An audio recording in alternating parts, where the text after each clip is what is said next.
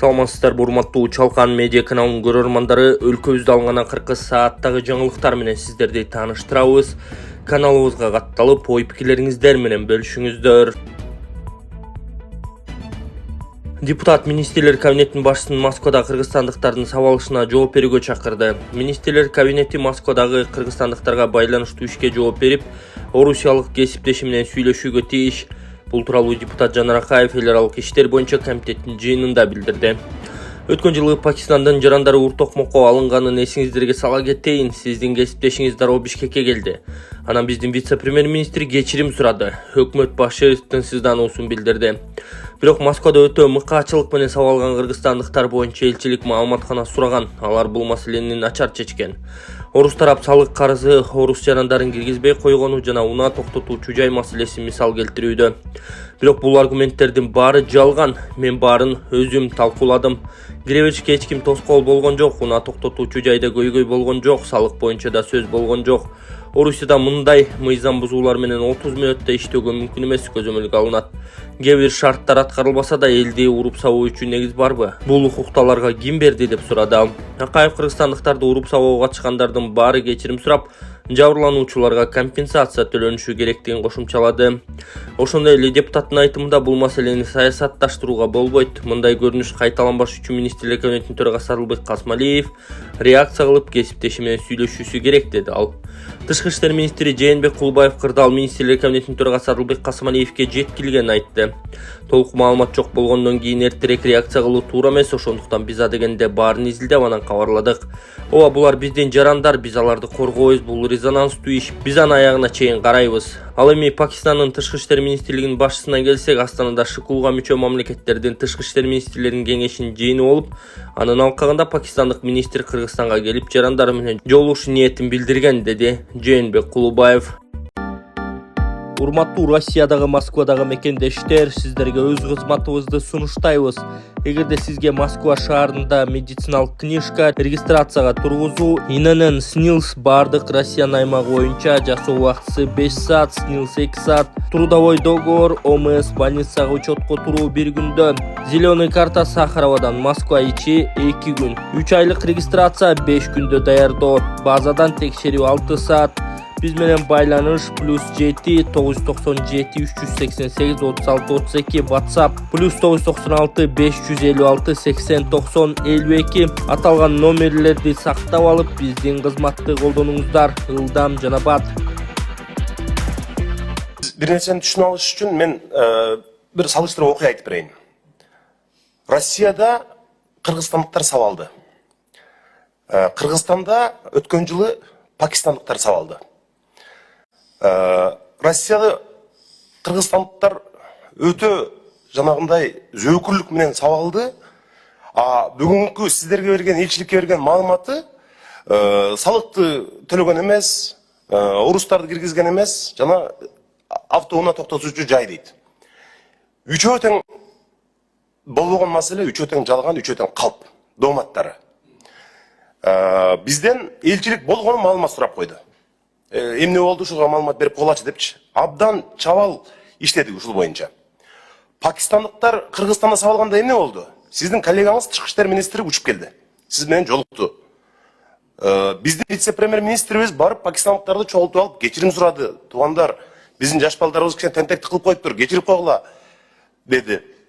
Жарандык активисттерибиз тамак ашын көтөрүп барды. Туугандар, кечирип койгула, биз кыргыздар, биз меймандос элбиз, гумандуу айкөлүү элбиз деп кечирим сурады. Пакистандын премьер-министри өзүнүн тынчсыздануусун билдирди. Кыргызстанда биздин студенттерибиз сабалды деп тынчсыздануусун билдирди. Биздин премьер-министрден таптакыр дайын жок. Эми Орусиянын жанагы доомат боюнча ошол жерде эгерде салыкта маселе болсо, парковкада маселе болсо, ошентип кирип жанагы койдой кылып сабаш керекпи? Бул таптакыр кечирилгис. Аларды сабаганга ким уруксат берди? Сен эмне үчүн сабайсың жаранды?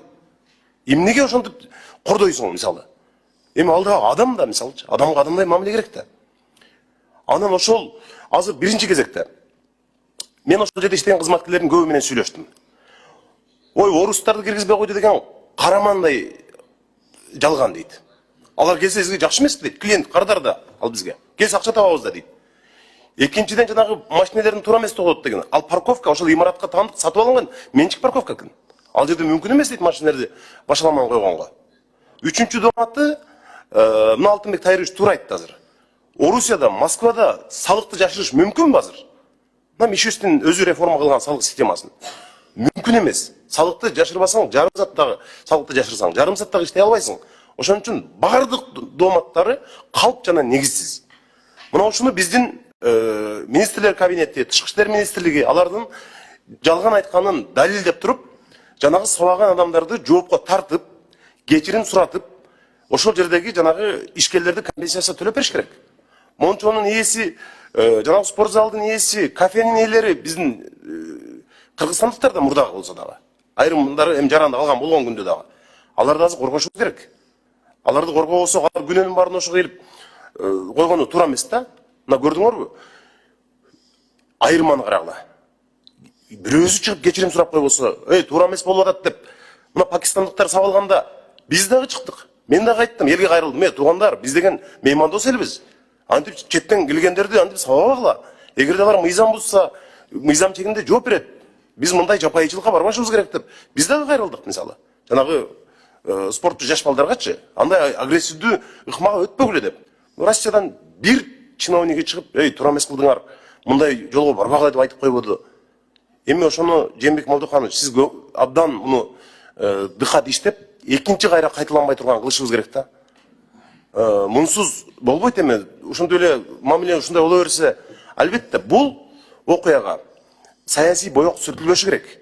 Биз Орусия менен кызматташтыгыбыз, соода-экономикалык, саясий кызматташыбыз, маданий кызматташыбыз албетте уланат. Бирок бул конкреттүү окуя жөнүндө болуп атат да, кээ бирлер айтып атпайбы азыр эми ушундай тийбегиле сүйдөбөгүлө деп мындай мүмкүн эмес. Бул окуяга өкмөт башчысы тез реакция кылып, орус кесиптеши менен сүйлөшүш керек азыр. Мындай кылбагыла деп. Бул биздин жарандар. Ар бир адам көрүп алып жүрөгү ооруду. Мындай окуя экинчи кайталангыс кылып жасашыбыз керек деп ойлойм да. Сунуш ушул. Сабырбек Жумабеков травматология борборунун директору болуп дайындалды. Сабырбек Жумабеков саламаттыкты сактоо министрлигине караштуу травматология жана ортопедия улуттук борборунун директору болуп дайындалды. Тиешелүү буйрукка министрлер кабинетинин төрагасы Адылбек Касмалиев кол койгон. Буга чейин ал Кыргыз медициналык академиясынын травматология, ортопедия жана экстремалдык хирургия кафедрасынын башчысы жана Бишкек травматология жана ортопедия илимий изилдөө борборунун директору кызматтарын аркалаган. Сабырбек Жумабеков травматолог, хирург, ортопед, медицина илимдеринин доктору, профессор, Кыргыз Республикасынын улуттук илимдер академиясынын академиги, Россия илимдеринин академиясынын мүчөсү, Кыргызстандын илимине эмгек сиңирген дарыгер жана эмгек сиңирген ишмер. Ал 40 миңден ашык операция жасаган, алардын арасында уникалдуулары дагы бар. Мамдуманын депутаты мигранттарга адилет мамиле кылууну талап кылды. Россия Федерациясы мамлекеттик думасынын төрагасынын орун басары Константин Затулин Евразия биримдигин түзүп, ошол эле учурда мигранттарды басынтуу мүмкүн эмес деген пикирин Москва сүйлөт радиосуна берген маегинде билдирди. Затулиндин айтымында учурда мигранттарга болгон мамиле туура эмес, ал эмгек мигранттары бир катар чиновниктердин жана абийирсиз структуралардын саан уюна айланганын белгиледи. Биз өзүбүздүн өлкөдө ксенофобия менен алектенүү менен евразиялык интеграцияны өнүктүрө албайбыз деген Затулин миграциялык саясатка адилеттүү жана цивилизациялуу мамиле жасоого чакырган. Ошондой эле ал мигранттарга каршы толкун айрым саясатчылар тарабынан популисттик максатта колдонулуп жатканын жана улуттар аралык тирешүүнүн күчөшүнө алып келерин кошумчалады. Эч кандай уколсуз жана проколсуз гайморитти дарыласа болот экенин билет белеңиз. Балнадий соолуктуу чыңдоо борборунда мурунду тешпей эле укол сайбай эле от процедурасынын жардамы менен гайморитти 10 күнүн ичинде дарылап беребиз. Акысыз консультация алуу үчүн экрандагы номерлерге байланышыңыздар. Биздин дарек Ош жана Жалал ат шаарында. Классташ баласы чаап жиберебесин жоготкон Бишкекте окуучу кыз көз жумду. Бишкектеги номер 31 мектепте 7 класстын окуучусу көз жумганын Ленин райондук иштер башкы башкармалыгынын маалымат кызматы кабарлады. Билдирмеге караганда сабак учурунда 7 класстын 2 окуучусу ортосунда чырчыгы 14 жаштагы бала 15 жаштагы кызды чаап жиберген. Натыйжада кыз эсин жоготкон. Окуя болгон жерге тез жардам кызматы чакырылып, дарыгерлер келгенде кыздын үзүлгөнүн тастыкташкан деп жазылат кабарда. Козголгон кылмыш ишинин алкагында бардык жагдайлар аныкталып, ар тараптуу юридикалык баа берилери кошумчаланды. Москвада мончодо сабалган кыргыз жарандар арыз жазуудан баш тартышты. Москвадагы мончолордун биринде зомбулукка кабылган кыргызстандыктар арыз жазуудан баш тартышты. Бул тууралуу Эмгек, социалдык камсыздоо жана миграция министрлигинен билдиришти. Эмгек министринин Москвадагы өкүлчүлүгүнүн кызматкерлери мончо комплексинде жабыркаган кыргызстандыктар менен жолуккан. Анда кыргызстандыктарга арыз жазуу сунушталып, бирок алар баш тартышкан. Көпчүлүк тарабынан укуктук колдоо көрсөтүлөт. Азыр 24 кишинин ичинен кармалган 22 кыргызстандык кое берилди. Кармалган калган экөөнү бошотуу боюнча иштер жүрүп жатат. Ошону менен бирге Эмгек министрлигинин өкүлчүлүгү Россия Федерациясынын башкы прокуратурасынын укук коргоо органдарына, анын ичинде ИИМине, Москва шаарынын прокуратурасына, Россиядагы адам укуктары боюнча ыйгарым окутууга жана башкаларга тиешелүү чараларды көрүү өтүнүчү менен кат жолдогон. Кыргызстанда абактарда бир күндө 2 адам каза болду. Кыргызстанда 14 апрелде абакта жазасын өтөп жаткан 2 киши каза тапты. Жаза аткаруу мамлекеттик кызматы алар узакка созулган оорудан каза болгонун билдирген. Маалымат калайык, биринчиси ШТ аттуу 62 жаштагы адам. Ал 2016 жылдын 10-июнунда Баткендин Лейлек райондук сотунун өкүмү менен кылмыш жаза кодексинин аткезчилик, банги каражаттарын психотроптук заттарды аларга окшоштордуу же прекурсорлорду башкага берүү максатында мыйзамсыз даярдоо, сатып алуу, сактоо, ташуу, жөнөтүү, ага тетеле, мыйзамсыз өндүрүү же берүү 1997 жылдагы кодекс боюнча беренелер менен күнөөлүү деп табылып, 16 жыл 6 айга эркинен ажыратылган. 2025 жыл 19 мартында жаза аткаруу мамлекеттик кызматына караштуу номер 3 абактан Чүйдүн Молдовановка айылындагы номер 27 түрмөгө которулган. Мекеме кургагучу оорусунан анын 2 өпкөсү тең жабыркаганын, 14 апрелде абалы кескин начарлап каза болуп калганын кабарлаган. Ошондой эле ага кургагучуга каршы дары берилип турганын кошумчалаган. Кургагучу 2 тараптуу болгондуктан жана кошумча кан диабети менен жабыркагандыктан бейтаптын абалы оорулошу 2023 жылдын 14 апрель күнү болжол менен саат 17:40 чамасында оорусунан улам каза болду деп айтылат маалыматта. Абакта каза болгон экинчи адам 35 жаштагы Адилет Тилек уулу. Кылмыш жаза кодексинин киши өлтүрүү 1997 жылдагы кодекс боюнча беренеси менен 18 жыл 4 айга эркинен ажыратылган. Ал 2023 жылдын 11 апрелинде Чүйдүн Молдовановка айылындагы номер 27 колониядан Жалал Абад облусунун Базар Коргон районуна караштуу Баймундуз айылында жайгашкан номер 10 түрмөгө калган жаза мөөнөтүн өтөө үчүн которулган. Карантиндик бөлмөгө жайгаштырылып кабыл алуу учурунда мекеменин медициналык кызматкерлерине ден соолугуна байланыштуу даттануу менен кайрылбаганы айтылды. Адилет Тилек уулу 14 апрелде өзүн начар сезип жатканын билдирип, номер 10 абакты медициналык бөлүмүнө жеткирилген. Дарыгер ага биринчи жардам көрсөтүп, алдын ала жүрөктүн коронардык оорусу, инфаркт диагнозу коюлган. Андан тышкары мекеменин дарыгери соттолгон Адилет Тилек уулу Базар Коргон шаардык ооруканасына алып чыгуу керек экендигин билдирип, мекеменин тез жардам автоунаасы менен Базар Коргон шаардык ооруканасына жеткирилген. Ал жерден көрсөтүлгөн медициналык жардамга карабастан соттолгон Адилет Тилек уулу 12:05 чамасында каза болду деп айтылат маалыматта. Бул факты Базар Коргон райондук ички иштер бөлүмүнө катталып, соттук медициналык экспертиза дайындалган. Адилет Тилек уулу 2016 жылдын январь айында Жалал Абад шаарындагы абакта жазасын өтөп баштагандан тарта жүрөк оорусуна байланыштуу мекеменин медициналык бөлүмүнө кайрылып, тийиштүү дарылануусун алып турганы айтылган. 2023 жылы Жалал Абад шаарындагы номер 10 түрмө Базар Коргон районуна караштуу Баймундуз айылына көчүрүлгөн. Курулуш жана оңдоп түзөө иштери аяктаганга чейин номер 10 түзөтүү мекемесинде жаза мөөнөтүн өтөп жаткандар чүйдөгү башка абактарга убактылуу которулган. Адилет Тилек уулу Молдовановка айылындагы номер 27 колонияга 2023 жылдын 29 сентябрында которулган. Баймундуз айылындагы түрмөгө салынып бүткөн дал 10 апрелде номер 10 жабык жайга которулган. Адилет Тилек уулунун апасы Дүйшөкан Байгазиева жана жубайы Насыйкат Долодиярова ал чүйдөгү абакта сабалганын айтып арызданышкан. Кыйноолордун алдын алуу боюнча улуттук борбор 9 апрелде Молдовановка айылындагы номер 27 түрмөдө жаза мөөнөтүн өтөп жаткан 42 жаран айып изоляторуна киргизилгенин билдирген. Сөз болуп жаткан борбор камакта отургандардын жакындары аталган жайда кыйноо, уруп-сабоо болуп, суу бербей, тамак аш киргизүүгө, жолугушууларга уруксат берилбей жатканын айтып кайрылышканын маалымдашкан. Жаза аткаруу кызматы мыйзамдагы талаптарды аткаруудан баш тарткан, ички тартипке баш ийбеген 42 соттолуучу 3 күндөн 15 күнгө чейин айып изоляторуна камалганын ырастап, кыйноо болгону тууралуу маалыматтарды четке кагышкан. 2024 жылдын соңунда Бишкектеги номер 1 тергөө абагында кармалып тургандар уруп сабалганы боюнча жакындары айыптап чыгышкан.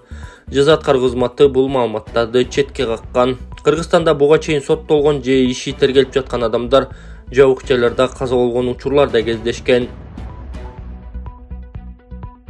Башкы прокурор өлкөдө объектилердин буздурулушу боюнча пикирин билдирди. Жеке менчик ээсинин мүлкү алынса кенемте төлөнүшү керек. Бул тууралуу башкы прокурор Максат Асаналиев жогорку кеңеште билдирди.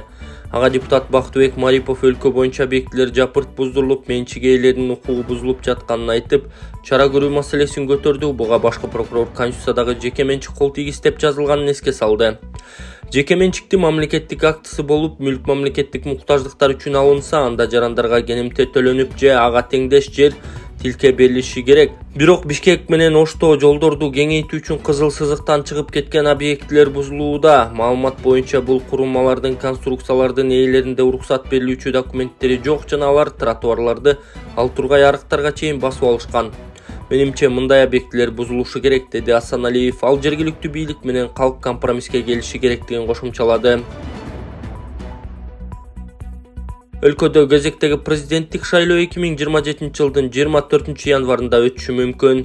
Кыргызстанда кезектик президенттик шайлоо 2027 жылдын 24 январында өтүшү мүмкүн. Бул тууралуу парламенттин конституциялык мыйзамдар, мамлекеттик түзүлүш, сот укуктук маселелер боюнча комитетинин БШКнын төрагасы Тынчтыкбек Шайназаров билдирди. Ал президенттик шайлоону мындан ары январдын аягында өткөрүүнү сунуштаган мыйзам долбоору боюнча баяндама жасаган.